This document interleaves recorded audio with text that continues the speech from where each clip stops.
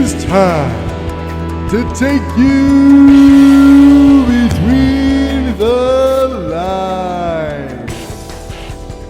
Your host, Eric Edmondson, is getting ready to bring you stats and analysis from around the sporting world with a special guest on 98.7 for radio.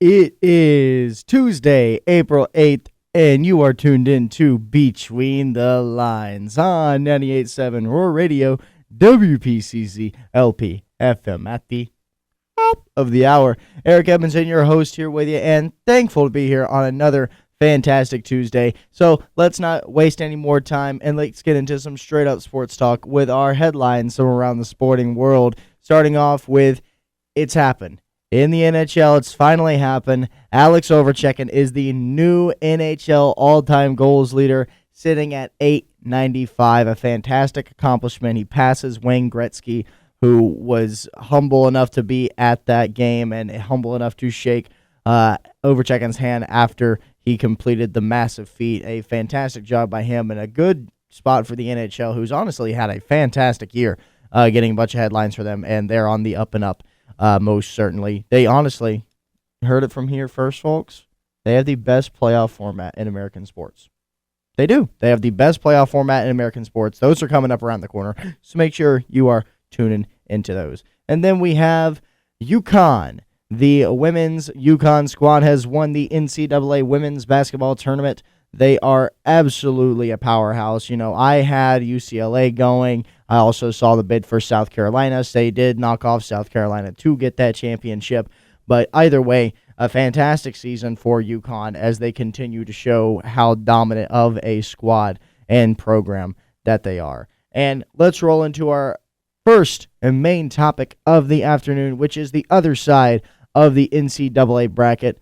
Florida has captured the crown. They have beat Houston for the national championship. Now, I will say, going into this, I kind of talked myself into maybe a little bit of Houston's buzz. I said maybe they could pull this one out. They're a little bit more gritty, but in the coaching I think might be a tad bit better. But hey, Florida does it. They played fantastic defense all minutes of the game, including the last play of the game, which was just a fantastic defensive effort by the Florida Gators. It's their third championship, national championship in school history for the program, and we will have this final 30 seconds of the game right here for you.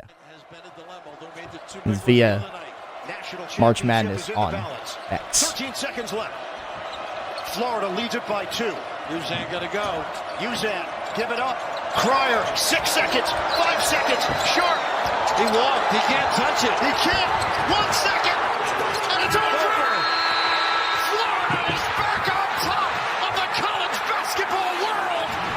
Championship madness. It's a great day to be a Gator. A great day to be a Gator indeed. And man, what a heartbreaking way to lose like that. It seems like that's all that Houston has to contend with is just heartbreak after heartbreak after heartbreak. I mean, Kelvin Sampson, one of the more tortured coaches in the NCAA. He's gone through a lot. But Florida, they've been fantastic all year. And Houston, the momentum, I can't say that it didn't fail them. It was just a couple of literal bad bounces. Just literal bad bounces that caused them to flail as they did down the stretch. They blew a 12-point lead at one point in the night. And Walter Clayton Jr. for Florida, although he started slow, Will Richard was there to have his back as he had himself a night. We're going to throw it to a quick break and then bring it on back to break down this fantastic basketball game between two fantastic schools, fantastic programs. So why don't you keep it right here on a fantastic radio show on Between the Lines on 98.7 Roar Radio, the student voice of Piedmont University.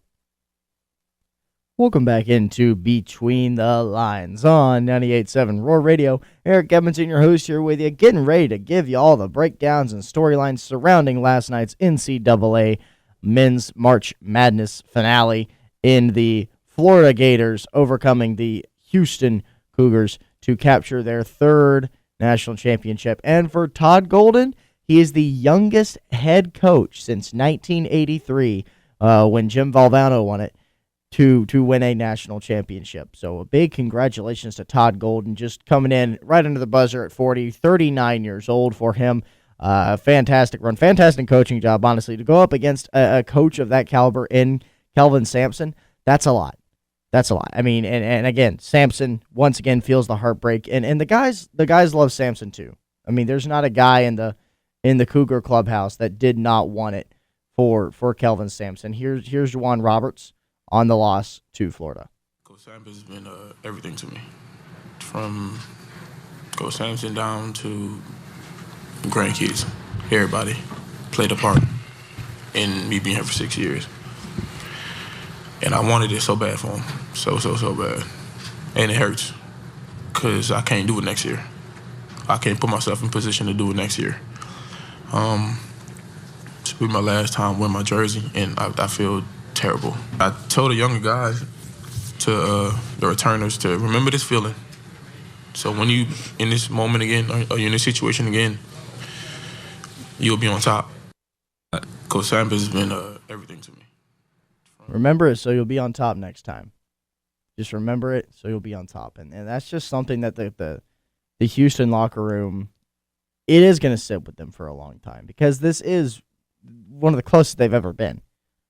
They've just been a program that's been on the doorstep, just knocking on the door. They've been such a phenomenal squad as well for that entirety. It's not like regular March Madness things where they just sneak in or they just are, decent, right? They're not getting hot at the right time. They're always hot.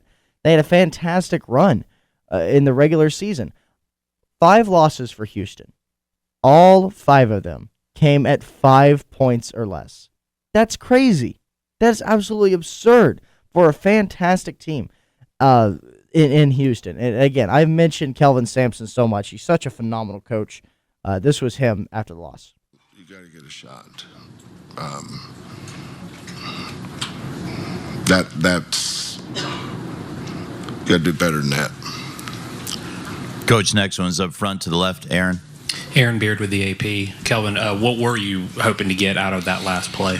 Yeah, we have a set where it's a stagger gate, and we thought if we could get Emmanuel to shot fake and get downhill. I have to look back at the film, and I don't know if the ball slipped out of his hands or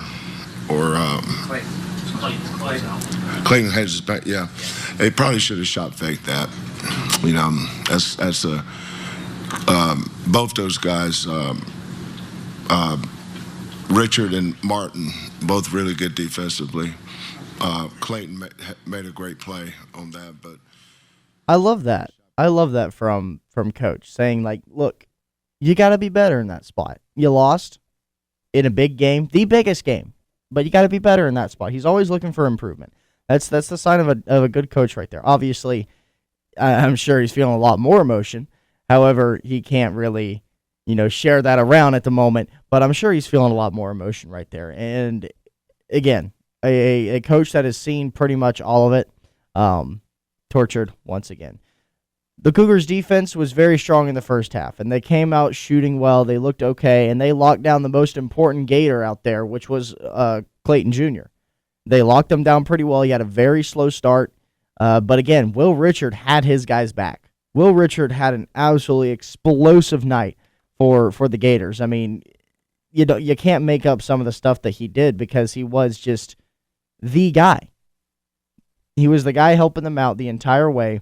And Walter Clayton Jr., although he didn't have the most points, he definitely had a lot of key defensive stops. I mean, and again, I can't stress enough how important Will Richard was in that game, but also got to go back to how Houston had a 12-point lead at one point. Houston had the game in their hands, but a 37-point second half by the Gators, they never slowed the momentum after that. Once they came out of halftime, once they came out of the locker room, whatever Todd Golden said to them really lit the fire underneath them, because they came up looking big. And again, Houston had that opportunity to score late to bring it back, because at 3 minutes left, I believe it was. At around 3 minutes or 4 minutes left, Houston, they had every single possession they had scored. Every single time they got the ball back, they had scored again. So you like the momentum getting the ball back after the free throws to see if you could continue pushing, continue that surge.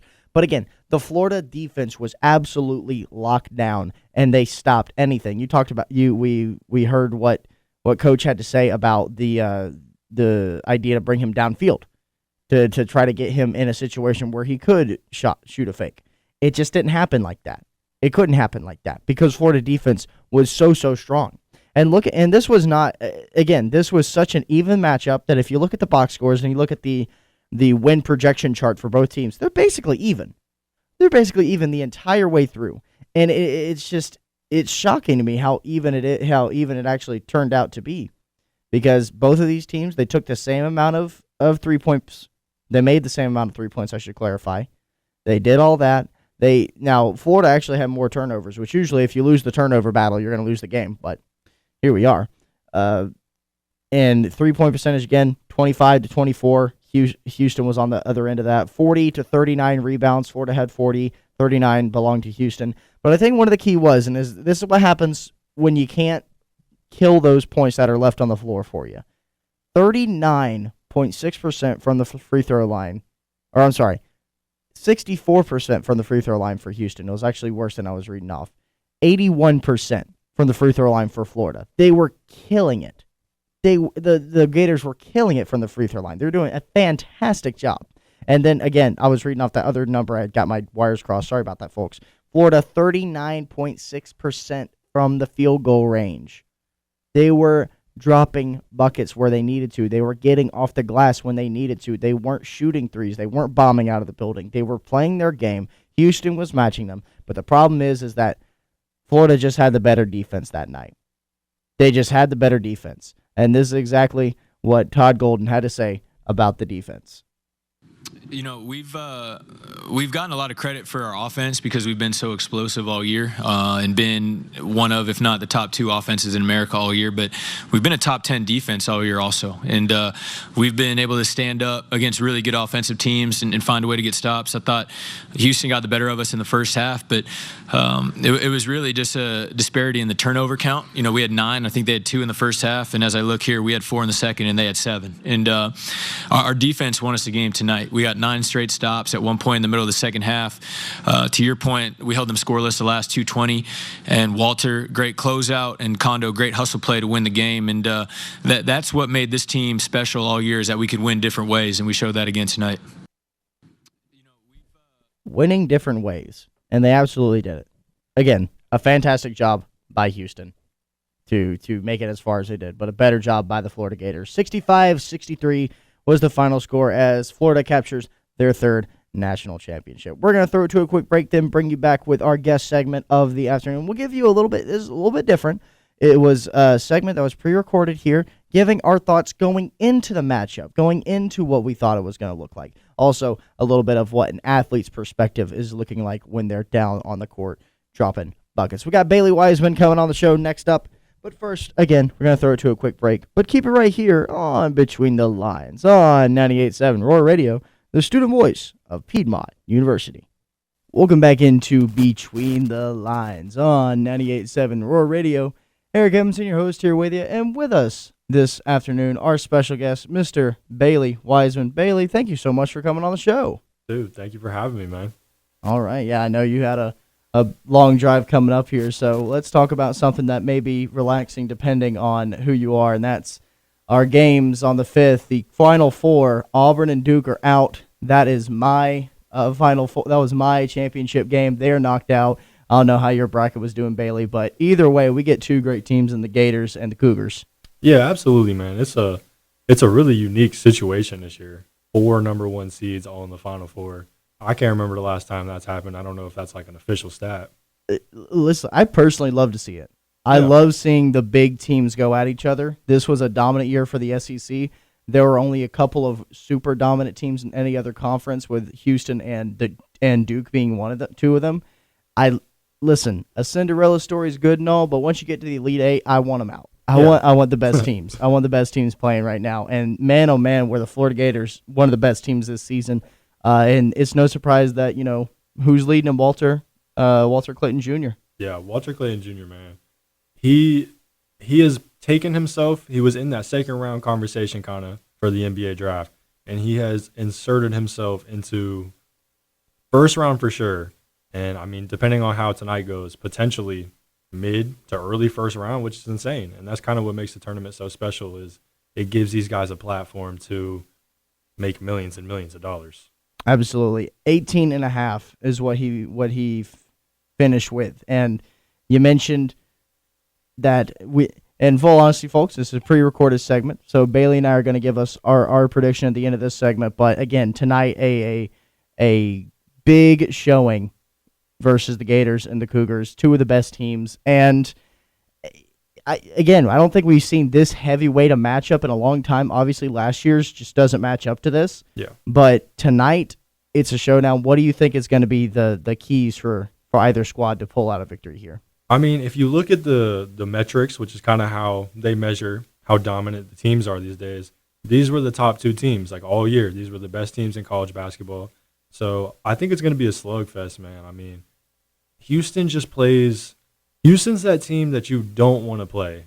Right. Like the entire game, it's go, go, go from the jump, and you never get a second to breathe. And those are the worst kinds of games to play because those games turn into chaos, and that's where Houston feeds. They feed off of chaos. So if I'm Florida, I'm really looking to control the pace. You don't want to play at Houston's pace because nobody does it better than they do. And yeah, I mean, they're definitely going to be keyed in on Walter Clayton Jr. Mm-hmm. So NCAA basketball at this level, like when you're being game planned for it, that's when it gets really difficult. But he's been able to prevail this entire tournament, so I don't see him having an off game tonight. Mm-hmm. But he's definitely the main factor for the Gators. Absolutely. And like you said there, that the Cougars, they thrive off the chaos. I really do see this as kind of it's like a dock in the ocean, right? Mm-hmm. The Houston's the surging tide, and then Florida, they got to stand on what they've built the entire season long. And Walter Clayton Jr. is definitely one of them. But everybody else, they got to step up a little bit more. The next closest in terms of points is Elijah Martin. He's a full 4 points behind of Walter Clayton Jr. So if Clayton Jr., he hasn't shown it yet, but if he gets shut down by Houston, which the chaos can sweep you up quite quickly, it can get a little dangerous, a little dicey. Yeah, absolutely, man. But in these types of games, you're always going to have to look to somebody to have a big game or play better than they normally may. You know what I mean? Because, I mean, this is the highest level of college basketball. So, like, if you're not going to win games if you only have one guy producing. Right.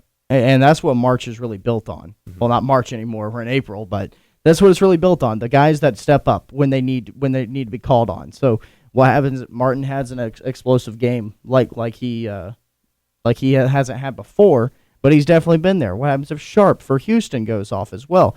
Because L.J. Cryer, 15 points, not up there with Clayton Jr., but still, for Houston, it seems like they're more of a unit together. Like you said, it's not always going to be one guy, and Houston does seem like a more cohesive unit, even when you break it down to the stats. Yeah, they're so explosive, but they're explosive together.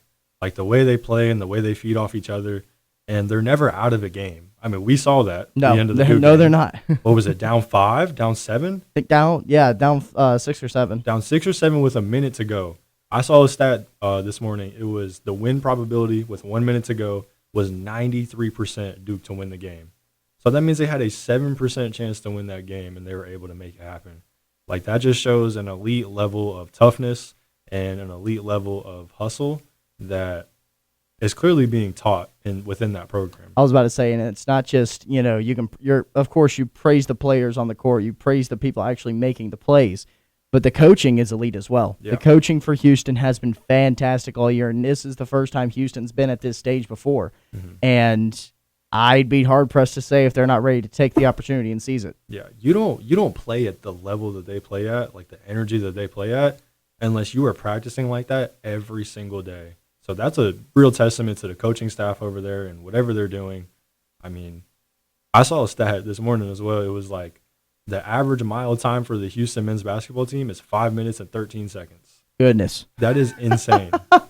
The slowest mile time, I think, was 5 minutes and 40 seconds, and the guy was like 6'9". So think about you're 6'9", and you're running a 5'4". I was about to say, I mean, you are 6'9", you're supposed to be doing other things. Yeah. Other than running that right there. So that's right there, elite level of conditioning that it's hard to match. Absolutely. And, well, Bailey, what do you think? What do you think about tonight? Are you pulling for the Gators, or you think the Cougars going to bring home that trophy? As much, I feel like Houston deserves to be there. Like you said, they're great every year, but it's hard for me to root against Walter Clayton Jr. Mm-hmm. Like, what he's doing, I don't know if it's what he's doing or if it's more the way he's doing it. Right. Like the elite level of shot making that he showed and the shots that he's making, that one where he's dancing around the middle, runs all the way out to the 3-point line, turns around, doesn't even really get his feet set, puts it up, and it's cash. Like that's my favorite kind of basketball to watch. So there's no way for me to root against that tonight. And, you know, I came in thinking Florida. I still think Florida is a fantastic pick in my head, but I think I've talked myself into Houston. You know, there's a lot in this sport that has to be said about momentum. Yeah. Houston has a ton of momentum riding off that Duke win, more than Florida would have, in my opinion, after they were able to set aside Auburn. And I love the coaching that Houston has. Yeah. A lot of the stuff and a lot of the show we talk about what happens and what occurs like on the court, but something in that locker room is stirring. I think Houston's going to come out, grab the bull by the horns tonight, and walk out champions. Yeah. And Bailey, towards the end of our segment, would like to take a little bit of your perspective as a student athlete here at Piedmont with the men's basketball team. When it comes to statistics, when it comes to looking at the papers and what coach wants to tell you, what pops out at you the most, or are you just kind of a give me the ball type of guy? I want to feel it. So when I'm in the game, I'm not thinking about it too much. Right. I mean, I'm usually conscious of how many points I have just because, any player that tells you they're not is lying, I'm going to be honest. You know how many points you got. Unless you're just getting like 50 and you lose track. So if that's what you're doing, then all praise to you. But for me personally, I'm probably looking at my points, my field goal attempts and percentage, and then specifically my 3-point percentage, because that's my kind of main niche. Is I shot a lot of 3-pointers, so I want to stay between the 38 to 40% kind of range. And and you said the 3-point percentage is what you want to look for. Is there a specific stat that helps you build to that 3-point percentage that you like to look at, or just a certain way that you're being told on how to be deployed? Not really. I was more of a volume shooter. Like I took the bulk of the 3-pointers for Piedmont this year. And so am I going to be at like 45? Probably not. Like, would that be awesome? Yeah, that'd be great. But for me, I just wanted to stay within the 38 to 40% range, because if I'm taking 10 threes a game and I'm hitting 4 of them, it's 12 points right there. So, all right. Well, Mr. Bailey Wiseman, thank you for coming on the show this afternoon. It's a pleasure. Do you have anything to plug on your way out? Listen to my podcast, Beyond the Game. It's on Spotify under the Roar Podcast Productions. And yeah, appreciate you having me, man. All right. Bailey Wiseman, ladies and gentlemen. We're going to throw it to a quick break and then bring you back with some games to watch for the rest of the weekend. So keep it right here on Between the Lines on 98.7 Roar Radio, the student voice of Piedmont University. Welcome back into Between the Lines on 98.7 Roar Radio. Eric Evans, your host here with you, getting ready to send you out for the rest of your week with some games to watch for it. And we're going to kick it off with our baseball action. Baseball all week long. Start off with the matchup happening about an hour and a half down south. Philadelphia will be in Atlanta. The struggling Braves against the surging Philadelphia Phillies. That'll be a fantastic showcase. Because, look, while the Braves may stink right now, I think they do a fantastic job of playing up to the competition. I do expect them to answer the bell at least a little bit and make these games entertaining against the Philadelphia Phillies. Secondly, one thing that I want to watch out for, Cincinnati's going to be in San Francisco. San Francisco quietly has one of the best records in baseball, and they're on a very hot streak right now. I would keep an eye on San Francisco. And then we have the Rangers at Chicago, the Cubs, not the White Sox. That's why it's a competitive matchup. Texas will be there facing off against the Northsiders in Chi-Town. And then, talking about something we haven't talked about on the show before, it's Masters Weekend. I know not everyone, but I know some people enjoy Masters Weekend. I know Some people out there be playing their own types of Masters. So, folks, please be safe on the golf course. Let's not do anything too silly and make sure that you enjoy some good golf action. Then the NBA is winding down. You got Boston at New York tonight facing off against the Knicks, as well as LA will be in OKC. Well, folks, thank you for tuning in this week on Between the Lines. And I do got a little bit of bad news. We only got 1 week left of Between the Lines action, which is next week. That'll be our 12th episode of the semester. So if you want to come, if you want to introduce anyone to the show, I do think that maybe on the last one, not the best one, but hey, they're all on YouTube at EOTC Between the Lines. Make sure you look that up. They're all posted in full. That'll be up. This episode will be up on Friday if you want to go back through, rewatch it with additional stats and clips. Well, again, folks, thank you for tuning in. It's always a pleasure getting on here, getting on the mic, getting on the horn, talking sports with all of you. But that's going to do it for us this week. So thank you to Bailey Wiseman for coming on the show, making a long drive for him. Hopefully his podcast is doing well. And make sure that you tell a friend, tell a family member. Hey, don't be afraid to tell a friend of me either that you were Between the Lines. Folks, once again, thank you for tuning in. My name is Eric Edmondson, and I hope that you have a fantastic rest of your week. We'll see you next week for the last episode of the semester. Thanks for tuning in this week on Between the Lines. Tune in next week for another great guest and another great show. Check out the show on Instagram and YouTube at EOTC Between the Lines. Until next time, everyone, stay safe, make good decisions, watch sports, and as always, have a good one.